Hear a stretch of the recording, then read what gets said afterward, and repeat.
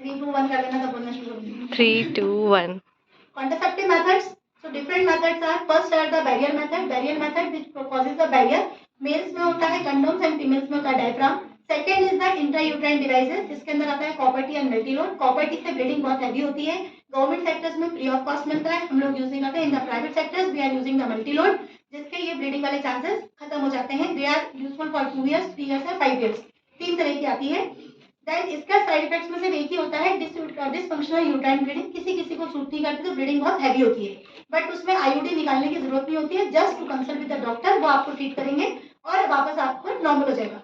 Third are the hormonal methods की hormones use कर सकते हैं. हार्मोन्स में आपका होता है oral contraceptive pills. Then second होता है आपका depot formation. Depot formation means कि कुछ हार्मोन्स अवेलेबल होते हैं इंजेक्शन फॉर्म में which are available for 3 months. हर 3 महीने में इंजेक्शन लगाते हैं जिससे कि हार्मोन लेवल आपकी बॉडी में रेज रहता है and it prevents the ovulation. अगर ओवुलेशन नहीं होता है तो प्रेगनेंसी के चांसेस नहीं होते. फोर्थ मेथड होता है post contraceptive method. That means कि अगर आप अनसेफ इंटरकोर्स करते हो देन ओनली उसी कंडीशन में विद इन 72 आवर्स आप टैबलेट ले सकते हो जो कि आपकी ओवुलेशन को फर्टिलाइजेशन को रोक देगा.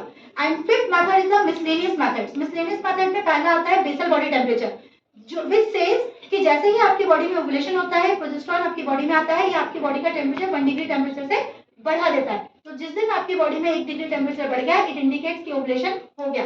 सेकंड होता है cervical mucus method. Cervical mucus method कि in the presence of estrogen जो सर्वाइकल म्यूकस होता है वो इलास्टिक होता है और अगर आप उसको इलास्टिसिटी आप 2 फिंगर से चेक कर सकते हो. बट जैसे ही ओवुलेशन होगा प्रोजेस्टेरोन बॉडी में आएगा इट लूजेस इलास्टिसिटी और अभी आपका थ्रेड टूट जाएगा जिसे बोलते हैं टैप, TAC टैप. तो this is known as cervical mucus method.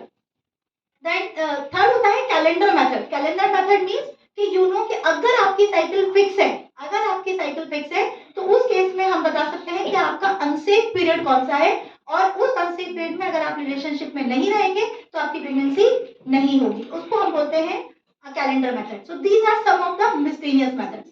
Now come to the OCPs. Oral contraceptive pills कितने तरह की होती है? Oral contraceptive pills contains estrogen and progesterone. Estrogen के साइड इफेक्ट्स होते हैं it causes cardiac problems, lipid imbalance करता है, एथ्रोजेनेसिस कराता है, वेट गेन कराता है, पिगमेंटेशन कराता है, माइग्रेन की प्रॉब्लम को बढ़ाता है. ये साइड इफेक्ट्स होते हैं आपके ईस्ट्रोजन के. अगर मैं बात करूं प्रोजेस्टेरोन के, प्रोजेस्टेरोन को लेने से किसी पेशेंट का ब्लड प्रेशर बढ़ सकता है, शुगर का लेवल बढ़ सकता है क्योंकि इंसुलिन को कम करता है, एथ्रोजेनेसिस करा सकता है दैट मींस कोलेस्ट्रॉल डिपोजिशन बढ़ा सकता है.